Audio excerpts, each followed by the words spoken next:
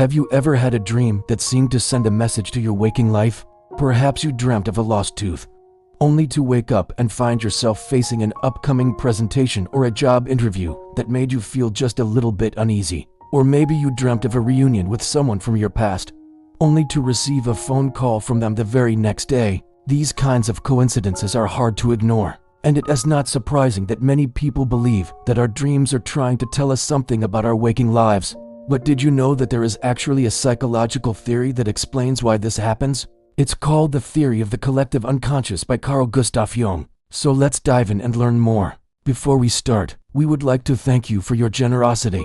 Your support helps us create more videos like this one. If you're new here and want to learn more about psychology, mental health, and human behavior, don't forget to subscribe so you never miss out on any of our latest content. Now let's get started. What is the theory of the collective unconscious?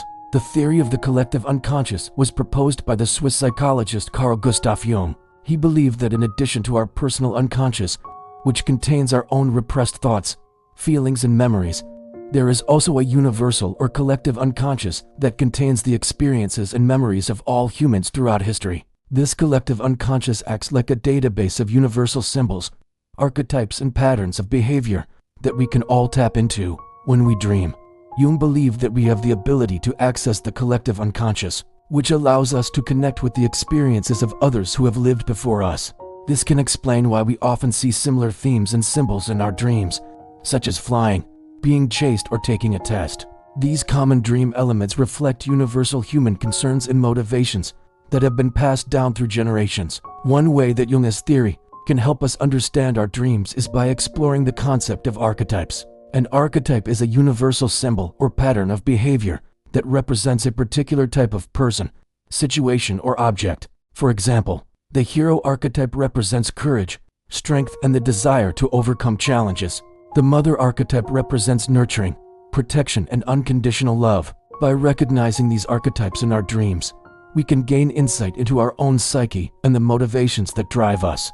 Jung believed that archetypes are stored in the collective unconscious and are activated when we dream. For example, if we are faced with a challenge in our waking lives, we may dream of a hero because this archetype represents our desire to overcome obstacles and emerge victorious. Similarly, if we are feeling vulnerable or in need of comfort, we may dream of a motherly figure because this archetype embodies nurturing and protection. Another way that Jung's theory can help us understand our dreams is by exploring the concept of the shadow. The shadow is a part of the collective unconscious that contains our negative traits, weaknesses, and repressed desires. According to Jung, everyone has a shadow self that they must integrate into their personality in order to become whole. If we reject or deny our shadow self, it can manifest in our dreams as a negative character that we must confront and overcome. For example, if we are struggling with anger or resentment towards someone in our waking lives, we may dream of a character that represents these negative emotions.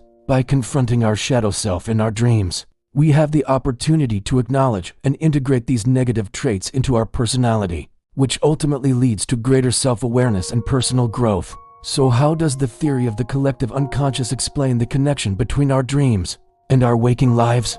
Jung believed that our dreams are a form of communication from our unconscious mind, which contains both our personal and collective unconscious. When we experience something in our waking lives that causes emotional arousal, such as a stressful event or a significant decision, it is processed by our unconscious mind. This information is then stored in our personal unconscious and may later be expressed in our dreams. For example, if we are worried about an upcoming presentation at work, we may dream of being chased or trapped, which symbolizes our fear of failure or rejection. In this case, the dream is a manifestation of our personal unconscious mind processing our anxiety about the presentation. Jung believed that these personal unconscious materials would eventually make their way into the collective unconscious, becoming part of the universal experiences and symbols that we can all access through our dreams. But what if we have a dream that seems to predict future events? For example, let's say you dream of winning the lottery, only to wake up the next morning and find that you actually won. Jung would argue that in this case, your unconscious mind may have picked up on subtle clues in your environment that you were not consciously aware of. For example, maybe you saw a lottery commercial on TV the night before or overheard someone talking about winning the lottery. Your unconscious mind processed this information and created a dream that symbolized your desire to win the lottery, which ultimately came true. In this scenario, the dream didn't actually cause the future event to happen, but rather it was a reflection of your unconscious mind processing information that was already present in your environment. Another interesting aspect of Jung's theory is the concept of synchronicity. Synchronicity refers to the idea that events in our waking lives can be meaningfully connected, even if there is no direct causal relationship between them. For example, let us say you meet someone new and you have a deep sense that you have known them for a long time. Even if you have never met them before, there is still a meaningful connection between you. Jung believed that these kinds of coincidences are not random, but rather they are meaningful connections between our inner thoughts and the external world. According to Jung, the collective unconscious can influence our waking lives in various ways. It can shape our perceptions, beliefs, and behaviors by providing a framework of universal symbols and archetypes that we can interpret and respond to. For example, if we are exposed to the hero archetype in our dreams or through stories, we may begin to see ourselves as heroes who can overcome challenges in our lives. This belief can shape our behavior and motivate us to pursue our goals. Similarly, the collective unconscious can also influence our fears and anxieties. If we are confronted with our shadow self in our dreams, we may become aware of our negative traits and insecurities, and this can cause us to feel anxious or fearful. However, Jung believed that by acknowledging and integrating these negative aspects of ourselves, we can overcome our fears and become more whole. It is important to note that Jung's theory of the collective unconscious has been both praised and criticized by other psychologists and researchers. Some have argued that there is no empirical evidence to support the existence of a collective unconscious and that Jung's theories are too vague and subjective to be tested scientifically. Others have criticized Jung's theories as being overly focused on Western culture and not applicable to other cultures. Despite these criticisms, Jung's theory of the collective unconscious remains an influential and widely discussed topic in the field of psychology. His ideas have inspired many researchers to explore the role of dreams, symbols, and archetypes in human experience,